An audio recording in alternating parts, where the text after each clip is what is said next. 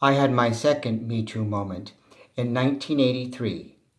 At the time, I was a teacher's assistant at the University of Minnesota, where I taught a survey class for undergraduate non-theater majors who needed the liberal arts credits towards their degrees. A big part of the students' grade was a 2-character scene they had to do towards the end of the quarter.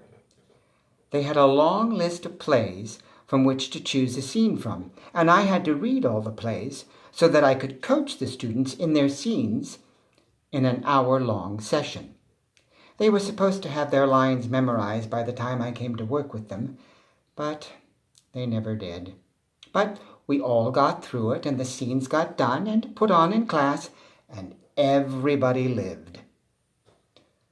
There was this one young boy in the class who was a complete pill to deal with. I don't remember him clearly, except that he was very pretty and very annoying. Often, after class, and sometimes during class, he would say things like, "Oh, I can't move like that." I wish I had more confidence. I don't know how I'm going to remember the lines. That's what you call the words you memorize, right? "Oh, this class is so early. I'm not even awake yet. And oh, God, somebody take care of me because I haven't even learned to wipe my own ass properly yet." At the time, I was pretty much a huge pill myself, but it got to the point that when he started to speak, I just wanted to slap him hard back into whatever pill bottle he'd escaped from. His scene partner, however, was a sweet and pretty girl that I knew a little because she dated an actor in the department. They were doing a scene from Beyond the Horizon by Eugene O'Neill. The three of us scheduled a time to get together. He didn't show up for his coaching session. The next time we saw him, he was all contrite. So we scheduled another session for the next week. He didn't show up for that one either. The next time we saw him in class, he was all pill-like cringing contrition. So, because I didn't know what else to do, the girl had to do the scene too, we scheduled another coaching session, which, inexplicably, he missed. The girl was going crazy. This was a huge part of her grade. So I went to an actor friend of mine in the department named David, and I asked him to do the scene with the girl.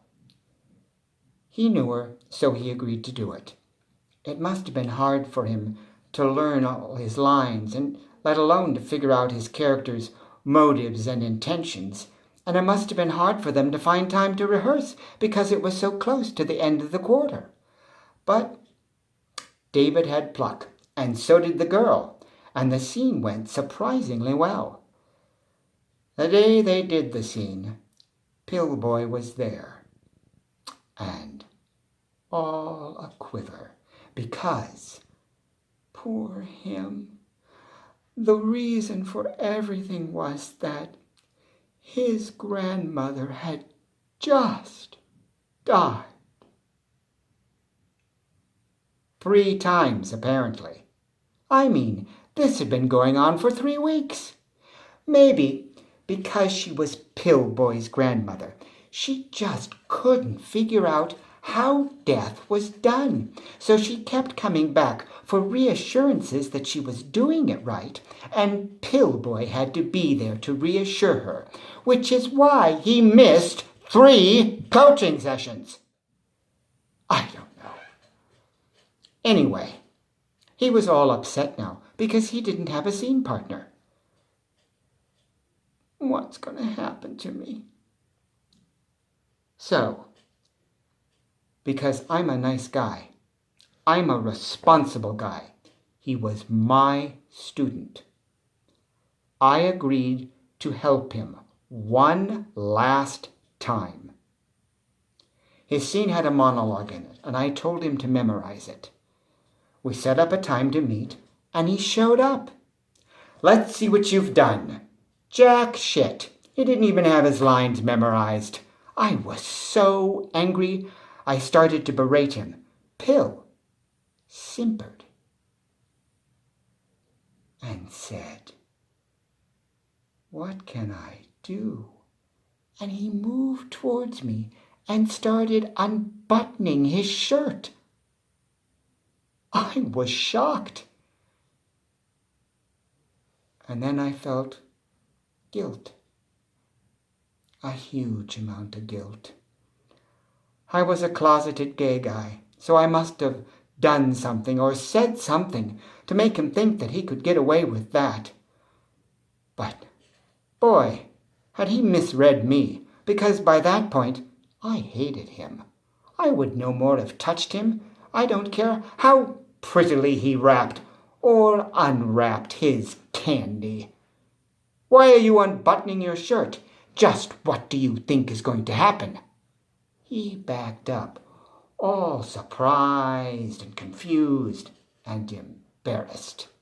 So I kept him for the full hour, and we worked that monologue as best we could. He did it a few days later in the class, and the class had to stop what they were supposed to be doing. We'd moved on from scene work by then, so he could do his monologue. He still didn't have his lines memorized, and he floated about the class like a little Kleenex blowing in the wind. When he asked me, I told him he was going to get a D. A few days later, he showed up, and he was a completely different person. He was assertive and mean.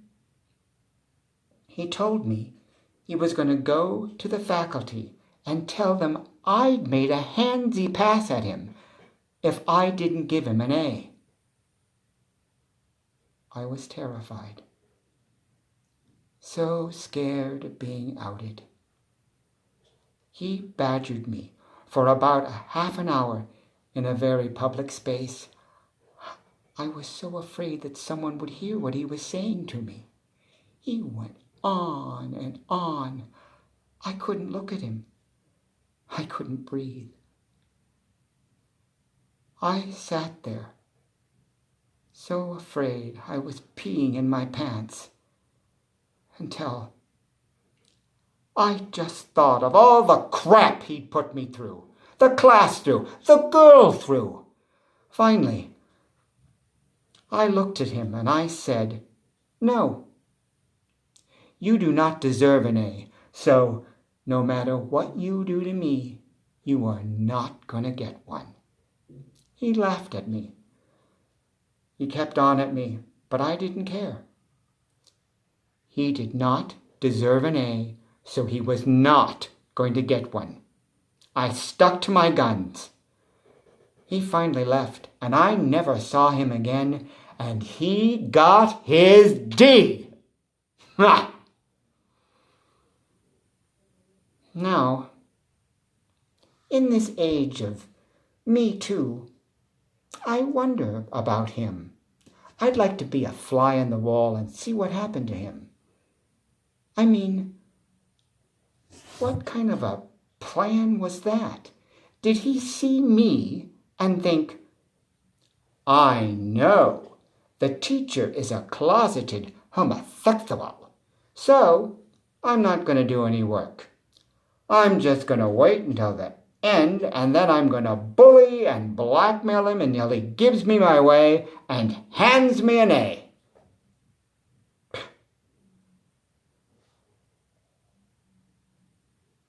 But you know, with thinking like that, he probably ended up as a chief advisor to the Orange in the White Place. Crap!